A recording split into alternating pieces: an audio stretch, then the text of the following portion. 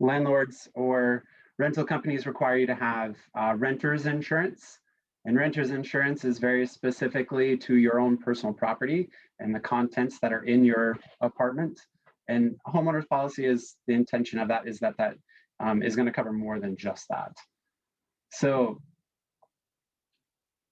obviously the biggest purchase that happens in a person's life is typically the purchase of a home. It's in excess of $100,000 purchase. It involves a bank and real estate agent most of the time, and there's lots of people involved in that purchase, and you sign a whole stack of papers, and it's a very involved process. And so it is an investment, and the purpose of homeowners insurance is to protect that for you. So next slide is if you're borrowing money, the bank is going to require you to purchase homeowners insurance. Even if you're not borrowing money, in homeowners insurance is a very valuable thing, because of the reason is that it will replace, the intention is that it's going to replace your home in the event that something happens. Most people most commonly identify a homeowner's policy to covering a fire. So a home burning down in a fire is the most common thing that a person relates with.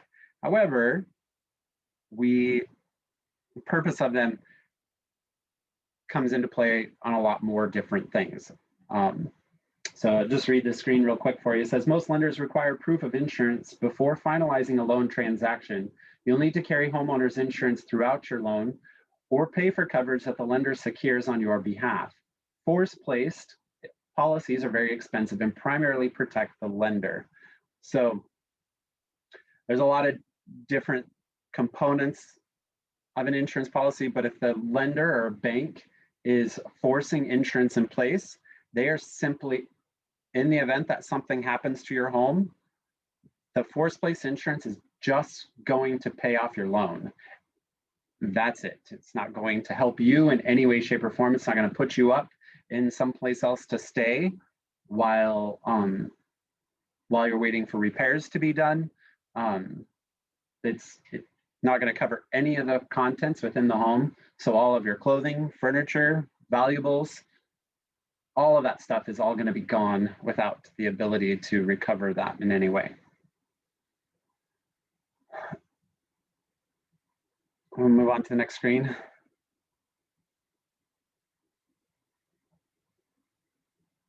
I'm trying to find the chat screen so that if there are any questions, there it is.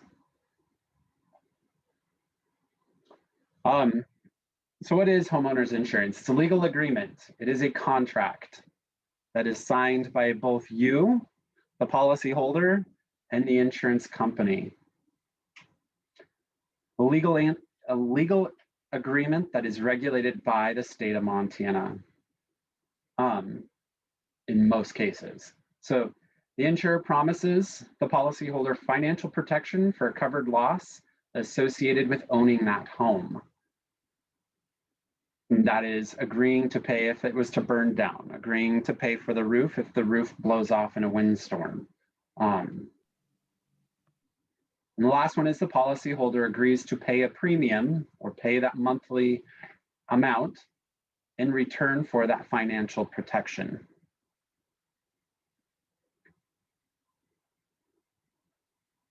So again, it is a legal document. Contract signed by both you as the insured and the insurer or the insurance company. And it requires the exchange of money. So sometimes we'll get a question of, have somebody who is trying to negotiate the premium or the amount of their monthly payment that is being presented to them. Well, that company has filed that rate, that premium, with the state of Montana, and they are required to charge that rate, regardless of how badly you don't want to pay it.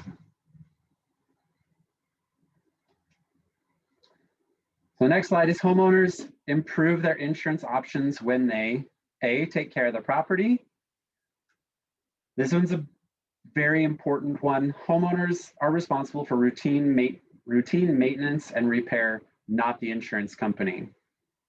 Recall that I had, so we've had all these windstorms. I'm sure everybody has been aware of. It seems like since February of last year, we've had quite a few big windstorms. And following one of those windstorms, one of my clients had a few trees that had blown. They'd kind of blown, but they hadn't blown over. They hadn't landed on anything or anything of that nature. Hadn't damaged anything. And so wanted to call and see if there was anything in his insurance policy to help him remove those trees. And so there is nothing to remove those trees, because at that point, since no damage was done, that is his responsibility to remove those trees. Now, had they fallen on the house and actually damaged something, then repair work would have been able to be completed on the home, but potentially there would have been no coverage to actually remove the trees yet still. So that is one of those things that changes from one company to the next, whether or not those types of things are covered in regards to trees falling on a home. Taking care of property, so routine maintenance is one thing to stress on that one too, is that the roof is a place where we find a lot of damage to occur throughout a year. For example, in the windstorm the other night, if shingles were to be blown off the roof as a result of that, it's your responsibility to figure out how to minimize damage while repair is getting done. The other thing is if the roof is 40 years old, you're not likely to have much coverage for that roof, because you're expected to routinely maintain that roof, which means probably within 20 to 30 years is our expectation that you will replace your own roof. So prevent losses, identify and correct hazards that increase the likelihood of property damage, replacing frayed electrical cords, proper storage of flammable materials, and preventing the injury to others, repairing broken steps, clearing impassable walkways. A short story is, when I was a kid, one of my family members had bought this like little beach house on the Oregon coast, like this little tiny old beach house that is really kind of nothing more than a stack of, it just kind of looked like a little kid's tree fort almost. And all of the wiring inside of that house was electrical cords ran through the walls as a form of the electrical for that little tiny beach shack. And so something like that would, if there was any kind of a electrical fire in that, the insurance company is going to come in and tell you, no, that is not our problem.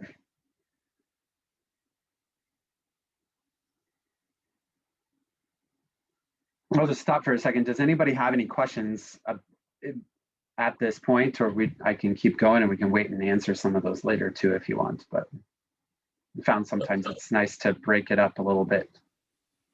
So kind of going back to what you just said, you said if there was a fire at that beach house and then an insurance company saw that there were loose wires, they wouldn't offer coverage, or is that already under the insurance company's coverage? Or like would they have the right to be like, we won't cover that even if you were a customer and signed contract with them? Or so there's a couple of different ways that would happen. I guess kind of from the insurance agent of it, we tried to advise that there's the potential for no coverage in a situation like that. Most likely, so when an homeowner's insurance policy is written, there's a 60-day window that the insurance company has the right to cancel that policy at any time, kind of almost for any reason. they usually will find, something in there. And so that's why there is a full detailed application that is completed each time a homeowner's policy is purchased. And there is a series of questions. In some cases, some companies will ask almost 20 to 30 questions leading up to that. And so the main systems that an insurance company is most concerned with is the age of the electrical system. And sometimes we'll want photographic proof of that age. And most of the time, that's going to come as a result of having a photo of the electrical box, that circuit panel, the breaker box. That indicates when the electrical for that home was completed. The second one is plumbing. And the best place for us to be able to get an idea of the age or the quality of plumbing that is inside of that house or that structure is by having a photo of, underneath of a sink, a bathroom sink, a kitchen sink, something like that. That tells us, whether we're talking about cast iron, clay pipes, things like that, or if we have, kind of more modernized PEX or copper, plastic, PVC type of pipes in the home. The other one is a photo or age of the roof. Most of our companies are expecting a roof to be 20 years old or newer. If it is outside of that 20-year window, we need to see photos of it. We need to know where it's at, and then we may choose to not pay those claims or pay them on some sort of a reduced amount. And then the last one is the heating system. What type of a heating system is in the home? So in the city of Missoula, that we can pretty much bet that there's going to be no wood fireplaces in the city of Missoula due to city ordinance not allowing wood fire heat inside the city limits. But we need to know, see a photo of a wood fireplace or see the age of the furnace that is in there. Or see photos of the electric baseboards so that we know what type of heat is in there. So those, in that first 60-day window, that's what we're looking for. If it makes it outside of that 60-day window, then likelihood that the company will pay is pretty significant, that they will pay out in the event of that electric cord situation. But they still reserve the right to say that you lied or that you were not truthful in the application, and therefore they could challenge that. Typically, if there's a mortgage involved and they accepted the policy, they're probably going to pay. But then the chances are, then they will cancel you effective after that, and then that company will likely never write your business again. So, but there's lots of insurance companies, I guess. Does that answer that question? Yeah, definitely. Thank you. Yep. So, yeah, I've got a quick question. So under the sort of like prevent losses, does that include things like a security system? So if your home gets like vandalized by people and you don't have a security system, can that be something that they like don't follow through on a claim for? No, not necessarily. So there, if they require you to have a security system and you do not have one, then that does provide them for the opportunity to not have to pay on a claim. Those security systems like Ring and Nest and all of, those, there's a lot of different smart home features that are being integrated into homes as we speak. If there's a failure on the part of those systems and it wasn't a requirement, and let's say a home is broken into and personal property is stolen, the claim isn't going to be declined or denied as a result of that system not working. But the expectation that those systems are working or that you are doing your part to maintain those systems and monitoring them on a regular basis is what the company is expecting.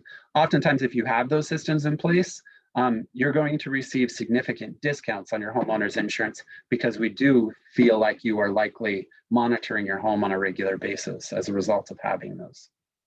And they're starting, some other companies are really putting in significant discounts as a result of them. Okay, thank you. Yep. Anything else? I'll go ahead and move on with the last slide or last bullet point. So show financial responsibility statistics show that with good credit have fewer claims. In turn, they pay less for insurance and have more options. I guess this would be one bullet point that I would stress the value of it. Your personal credit score that is pulled by a financial institution when you go and borrow money is not the same as the credit score that as an insurance company we look at. And every company reports that number a little bit differently to us as in, we receive those scores a little bit differently. But oftentimes, and I'm assuming, Lisa, you guys have talked about credit scores and stuff at this point. And so credit scores, are consisting of things from your, the amount of debt that you are carrying, on making payments online, hard inquiries, all that stuff. The biggest player in terms of financial stability, in terms of your insurance score, is paying your bills on time. In terms of revolving credit, using up your revolving credit types of things, those don't have as dramatic of an impact on this credit score that we look at as paying bills on time. Because one of the biggest pieces of that contract between the insurance company and the insured is that you are going to continue to pay the premium. If you are able to pay your bills on time and your credit history shows that type of dependability and responsibility, then your insurance credit score is going to be favorable. And with the dramatic increase in the number of people living in the state of Montana over the last little bit, we're finding that more and more companies are able to be more selective over the type of business that they write. And that's the first place that they go to, is that financial responsibility and determining whether or not, if you have that good credit and have had very little claim activity associated with you, they are being more favorable towards those and increasing the rate on others. So in terms of budgeting for homeowners insurance, one of the most important things is the financial responsibility component. Next slide. Property losses covered by homeowners insurance. Policies vary in kinds of property losses they cover. And so I'm just going to go ahead and move right to the next bullet where it kind of gets into this. So insurers identify perils. Perils being a very, very important key word in that. We identify anything that happens or anything that can occur to a property is all defined as a peril. That is the cause of loss. Fire is a peril. Wind is a peril. Falling objects is a peril. Falling objects includes a falling tree. Weight of ice and snow is the name of a peril. And so that's having that weight of ice and snow causing a collapse of the roof. Two perils that are not covered in all homeowners policies unless specifically added is earthquake and flood. Earthquake and flood are not included in a basic homeowners policy. Earthquake, not a peril that we think about much in Montana, where we haven't seen a dramatic amount of damage caused. I mean, we have had a few tremors and stuff, but we haven't seen any significant damage as a result of earthquake. Flood, on the other hand, we oftentimes see, especially in the spring, where there might end up be an ice jam in the river and the river comes out of those banks and will get out into people's property, that you would have to have a separate flood policy to cover that type of a peril.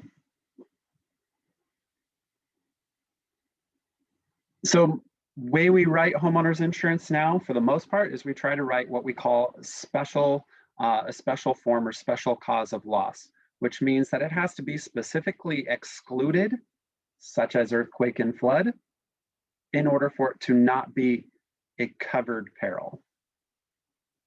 So special form or special perils is what we consider, is how we try to write all insurance.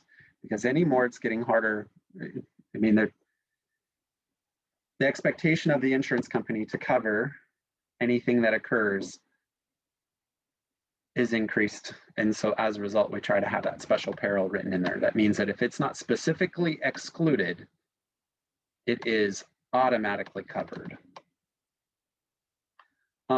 So covered perils are identified and explained in a homeowner's insurance policy. And so a homeowner's contract, let's say when you get that insurance policy, after you've purchased it, you're going to get mailed the policy. And it's going to be 150, 200 pages long. And so the perils are defined in that contract. Any questions about perils?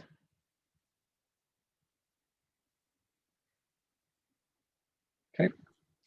I actually do. Yep. Where does wildfire play into homeowners insurance? I know that a lot of folks that build up in the woods, that it's really critical that they have, whatever that's called, X amount of clearance between brush and their homes. There's got to be room for a fire truck to turn around. And is that all individually rated when you assess for wildfire? Yes. So wildfires are included in just the fire peril in terms of coverage, in terms of that piece. But when it comes to wildfire in terms of rating, every year this is getting harder. So there's a term called protection class that is associated with, it's kind of zoned out across the entire United States. And every fire station is given a score in terms of that protection class by ISO, insurance. I don't actually remember what ISO all stands for, but insurance something organization. And so those scores, and there's a score ranging from 1 to 10. 1 being the best protection class that we can assign to any property, 10 being the worst. The majority of the state of Montana sits in protection class 10 because of distance from fire stations, quality, or the amount of water that fire station has access to in regards to tankers, the amount of water that they can pump in their pump trucks or take and provide to response. And then again, just volunteers. So response time plays a role in that. The amount of people, how quickly they can get to the trucks, how quickly those trucks can get to a property. All of that plays into that role, defining what protection class score is assigned. So most of the fire stations in the state in Missoula, or all of the ones in the city, all are protection class 3. And that all comes down to based off of, the amount of water that they have, the size of the trucks, the number of people, the training that is involved, so on and so forth. I've never seen a protection class 1. So it could maybe just be that pie in the sky that there's really no way to ever get that. So like Corvallis is our lowest protection class score in the Bitterroot, and they're protection class 4. Not that they have different trucks or anything like that in relation to the other fire stations in the Bitterroot Valley, but they have some higher end training facilities available to them, which allowed them to go from a 5 to a 4. So those play a big role in there. When And then we have certain companies that will not write any business that is at a higher than a 5. And so if you're more than 5 miles away from a fire station, for the most part, you're a protection class 10, just because of response time. And so if you're at a protection class 10, we have a number of companies that will not write business in those areas because of that reason. The amount of time that's going to take to respond. So if there ends up even a house fire or something like that, the structure may be fully damaged before they're able to even do anything. We oftentimes, in those higher wildfire risk areas, we have to show photos of, satellite images and photos of the perimeter of the home to an underwriter for them to review. So, any questions about that one? I have another question. Yeah. What do landslides fall under? So landslides, I think, are earthquake or earth movement sit there. So when we write a flood policy, oftentimes we can add earthquake or landslide to those. So earthquake, earth movements, all kind of connected there. Okay. And But is there the are reason? Oh, go ahead. Sorry, no, I was just about to ask another question, but you can continue. Sorry. No, that's all right. I was about to say, is the reason why earthquakes and flooding, that reason they're not automatically insured, is that because there's a lot of houses that would get damaged in those situations? It would be harder to insure, or why are those excluded?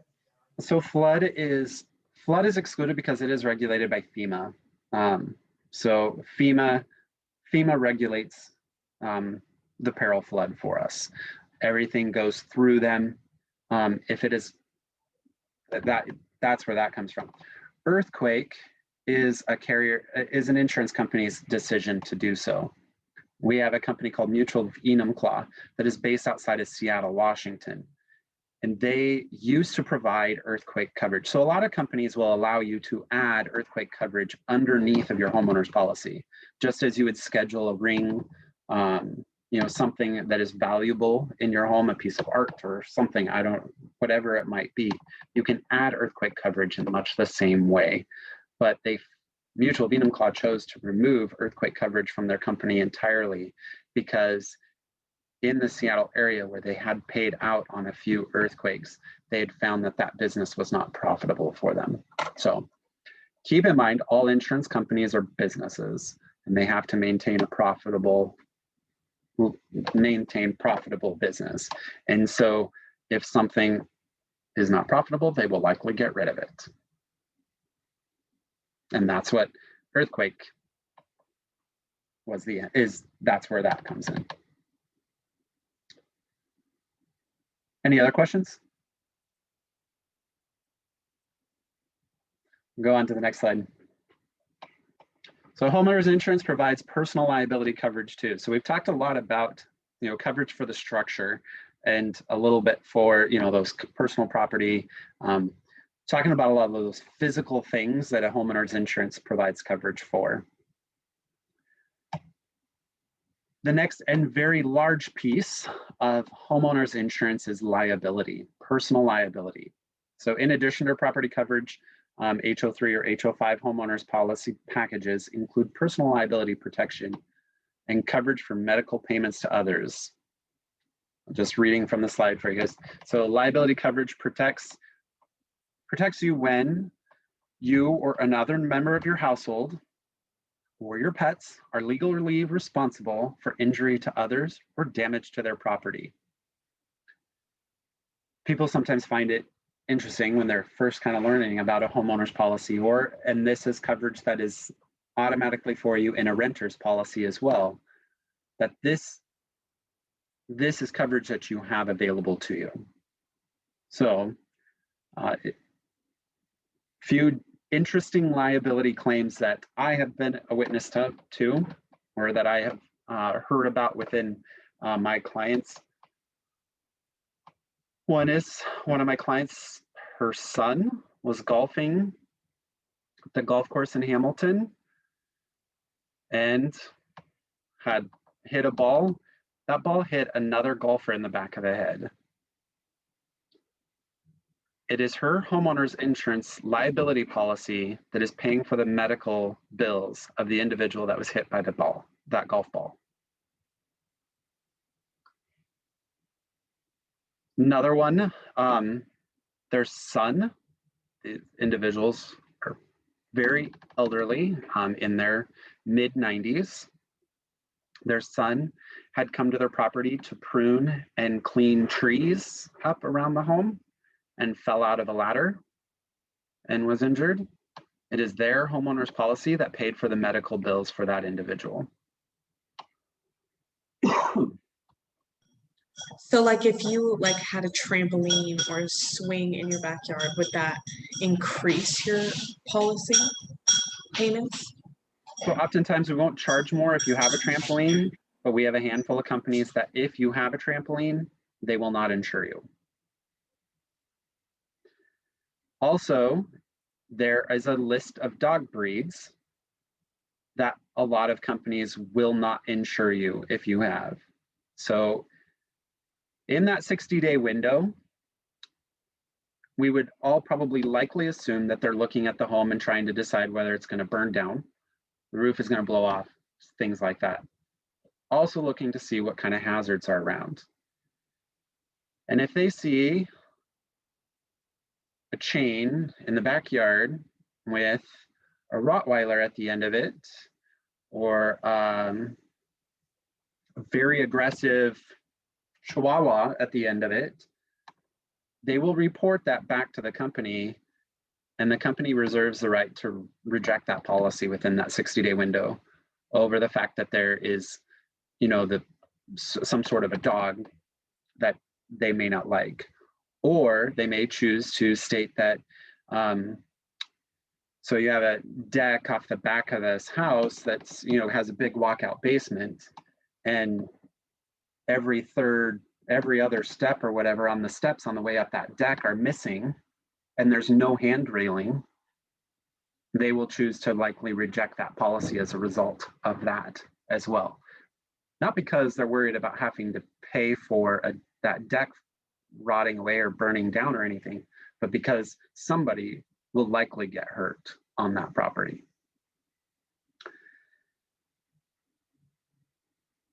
So if an insurance company has a responsibility to defend you, so they will defend you throughout that whole process. So let's say, for example, there is so liability, I guess, we talked about damage to others. Then there's also the personal injury piece of that. And that's liable, defamation of character, slander, those types of things. So somebody chooses to sue you due to, I don't know, you may have posted something on social media and they decided that they are going to take great offense at that and sue you because you have said something that has hurt them. Your insurance company will pay to defend you. At which point, if you are found liable or found negligent in that situation, and the courts have just determined to pay those damages, that you are responsible for paying those damages, it is your homeowner's insurance policy that is going to pay for those damages, up to the limit of liability that you have purchased. And we'll talk about the limit of liability in a few slides, but that's something for you to keep in mind. Medical payments coverage is another piece of liability. Most companies will not allow you to purchase more than $5,000 in medical payments coverage, which means that any claim that exceeds somebody gets hurt on the trampoline and those medical bills exceed $5,000, then it will be classified. Medical payment claims are not classified as at fault, or they are non-chargeable, and a liability claim is chargeable, is reasons for cancellation, a reason for increase in premium. Just realized the time that I should probably pick it up and speed a little bit. So where to buy insurance? Insurance is sold through independent agents, which is what Payne West is, or a captive agent, which is what State Farm is.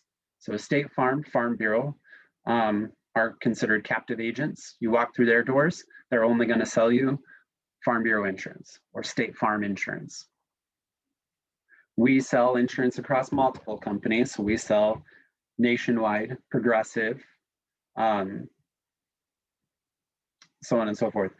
Companies like Geico, they sell directly. So you have to contact them online or through an 800 number in order to get their service. So it says here, talk to friends, talk to friends and family, ask a lender, ask a realtor, or ask questions of to prospective agencies. So most of the time, lenders, realtors, and insurance agents, we have kind of a tight network amongst each other, in which I have realtors that will refer their clients to me. I have lenders that will refer their clients to me. Likewise, if I have clients that are wanting to refinance their home, I'll refer them to lenders that I have found to be effective. So same thing with realtors. If they're wanting to sell, if they ask me, I'll send them back the business. So price is important, but there are other factors to consider. So coverage, I guess cheap is cheap. I mean, if your insurance, when you are purchasing an insurance policy and you end up with one that is dramatically cheaper than the rest, it is not the same. You do not have the same coverage. You are not working with the same type of company. There is a reason why that insurance is lower than the others. Next one is financial stability. So AM Best is a rating company that is used to rate companies of all different types of disciplines. We specifically in the insurance industry use that to determine their how financially sound they are. I think I might be going off on a tangent here. Companies' financial strengths indicates okay. So AM Best rating means like how able they are to pay a claim. Typically companies in that A range, A minus, they're the ones that are the most financially stable. Once you start getting into the B and C areas, they're starting to look at the potential of being, one catastrophic event or two catastrophic events away from having to close their doors and force you to purchase insurance from someone else. I do have a colleague of mine that had individuals moving from California a couple of years ago that their home had been destroyed in a fire. That company that the home was destroyed in a fire did not have enough money to cover all of their claims in that particular fire and did not have, so therefore the individuals that were moving up here were not entitled to all of the money that their insurance policy was supposed to be providing them with, which is a very scary and sad situation to be in. Licensing status or financial, I think it said here, it just kind of ends, and we talked about credit scores. So you yourself need to be financially stable as well. That impacts your price. Licensing status is important to look at a company's or your agent's licensing status. One important thing too is that not all insurance companies are admitted to do business in the state of Montana and regulated by the Montana Insurance Commissioner, which means that they can still sell insurance in the state of Montana. But when you talk about licensing status, the insurance commissioner has the ability to force insurance companies to do things if they are an admitted carrier. But if they are not, the insurance commissioner has no authority.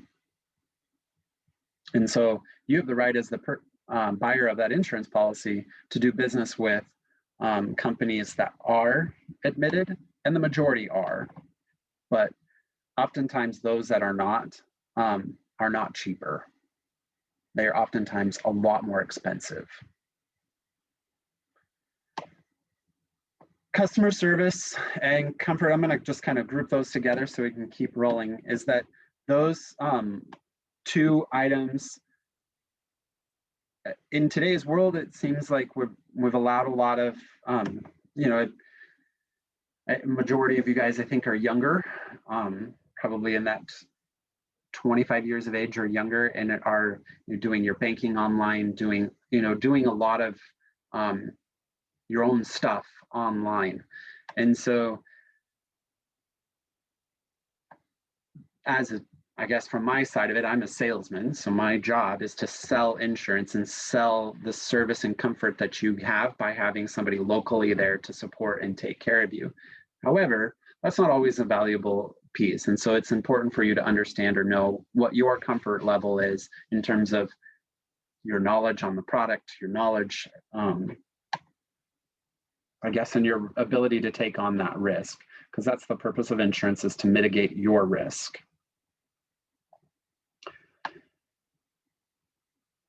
Okay, so choosing a policy limit for your dwelling. The amount of insurance you have on your home determines how much insurance you have for other structures, which are all the anything that is not permanently attached to the home. Personal property, that's all your stuff. Remember when I started in insurance, the agent that I worked with, she said the best way to identify personal property is if you take the roof of your house off, you turn it upside down and you shake it out. Anything that lands on the ground is what's going to be covered in your personal property. And then additional living expense. So let's say, for example, your home is going to be insured for $100,000. Okay, that's the cost to rebuild that home, which in today's world, due to the building cost, that's not much. That's going to be probably just a few hundred square feet. At $200 a square foot, that's about where we're at for replacement cost right now, $200 to $250. So at $100,000 dwelling, you're going to have automatically $10,000 for other structures. It's the garden shed in the backyard, the fencing around it, detached garage, kids' playhouse, all of those things that are not permanently attached to the home. You're going to have $70,000 in personal property coverage that are going to just be included in your homeowner's insurance. That's coverage for furniture, clothing, dishes, appliances, all of that stuff. People oftentimes see that 70%. So if you're, say, for example, we're writing a $500,000 home and they see the $450,000 or close to $450,000 and $425,000 maybe in personal property, they're like, I don't have that much stuff. No reason for me to have that amount of stuff. Let's just include it. Doesn't matter how much you actually have, you can claim up to that limit. And the next thing is additional living expense. So while we had the fires in Oregon this last year, I was on our response team for taking calls of our clients that were being displaced due to those fires in the Medford, Oregon area. And the coverage that meant the most to those individuals at that time was that the insurance company was the one that was paying their hotel room while they were displaced from home. And that's a significant bill that you don't have to worry about when everything else in your life is not going well. And so that's a very important, very valuable one. I might just go back to personal property. In the event that when you are purchasing a home, and if you have a renter's policy, I strongly advise all of my clients and advise all people in general to just go through, once you are unpacked and settled in your home, is take a photo of each room. Open up all the drawers and take photos. Is in the event of a dramatic event like a fire, a house fire, wildfire, retaining and recalling all of the contents of your home is not going to be a pleasant experience. But going through photos and marking down those lists of items and values associated with them at that point in time will be a lot less cumbersome and a lot less overwhelming.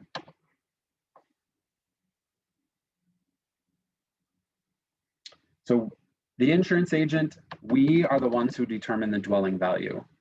So in terms of that we use different systems to calculate the value of your home.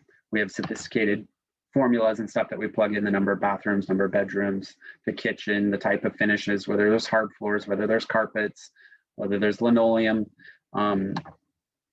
what type of fixtures are in the home, and that generates an amount for us that we then plug into the dwelling. Next one, choosing a liability limit. So all homeowners policies like an HO3 or HO5, they provide $100,000 of automatic liability. So that was that liable defamation of character. Your dog takes out somebody at the dog park.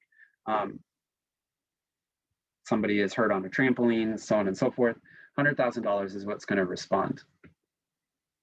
In the event that's all you've purchased and the damages exceed that amount, so let's say, for example, just to create, as an insurance agent, part of my job is to create those what if scenarios. So you're out walking your dog for whatever reason, never has attacked a single person in its entire life, but has decided at this moment in time that it's going to attack whoever it is that's walking by, and ends up and they go after the arm, just right around the wrist of a particular individual, and causes a significant amount of damage to that person. Enough so that they really and now they have reduced ability to operate their hands. They've dramatic amount of scar tissue and so on and so forth. Well, that person so happened to be one of the lead heart surgeons for one of the nearby hospitals, making $200,000 a year. Now no longer is able to maintain his livelihood. Your policy will pay $100,000. Then that insurance company will walk out of the room. And you will likely experience wage garnishments, loss of income, potentially have to sell your home, so on and so forth, to try to help recover part of the damages to that particular individual. Oftentimes the difference in premium between $100,000 and $500,000 very rarely is more than $30 a year. So as an industry, we oftentimes will only show you a $500,000 liability policy unless you specifically ask for something else.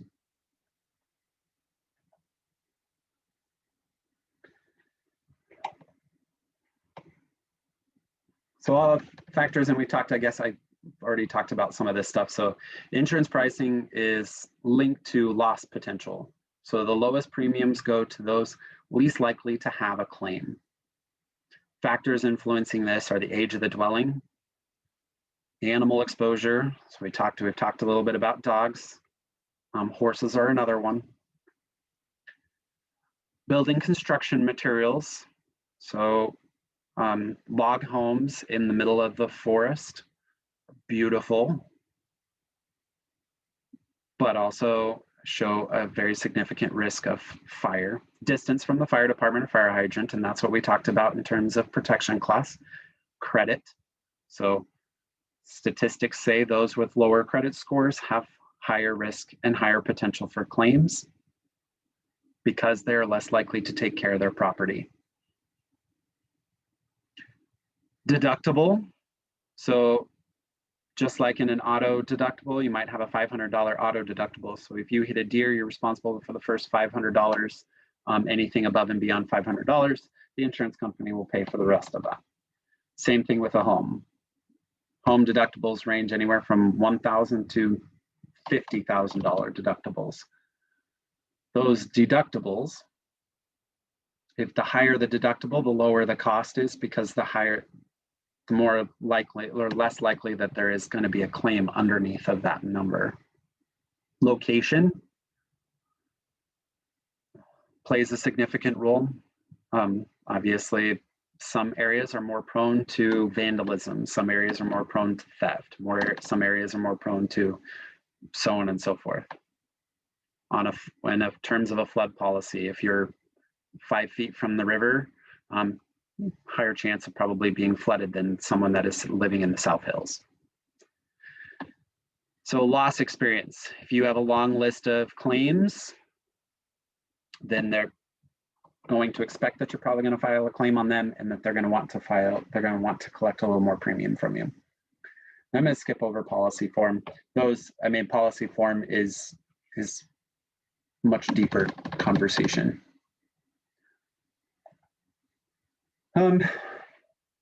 Ways to lower that premium is request a higher deductible. So going up to that $5,000 deductible or $7,500 deductible, $10,000 deductible, so on and so forth. Updating the replacement cost estimator.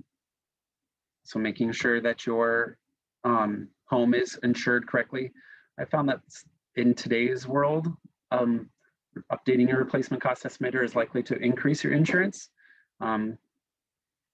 because we're going to increase the dwelling amount, which is still a good idea just because you want to make sure that the policy is going to pay out enough to actually replace the home. Maintaining good credit. Each year you can request that that credit is reran on your policy. It does not happen automatically with all companies. And then ask about discounts. So we had talked earlier today about like the smoke detectors, alarm systems, all of those, you know, the smart home devices that are in there. Auto home bundles. So if we have the opportunity to collect premium on your auto insurance as well as your home insurance, we're going to reduce that a little bit because chances are you're going to stay with us a little bit longer. And also mature homeowners. So we kind of find that once you hit that 60, 65, even 55 number, you're going to probably take a little bit better care of your property. So an insurance policy consists of the declaration page, which is an overview. That's the one that most people are it's the easiest one to read. It's typically at the front and you get a new declaration page every year. Policy form. So this is the contract language. This is where it lists out all the perils. It lists out the definitions. It lists out exclusions. All of that stuff is listed out in the policy form. And then endorsements. Endorsements are where we talked about earthquake coverage. If you need to schedule particular personal property items. There's a few endorsements that people would consider to be automatic in their insurance and they're not. And that is like black or gray water, so sewer water backing up in the home. It's not necessarily an automatic coverage available to you. And so that would have to be added by endorsement. So it looks like I made it to the end of my slides.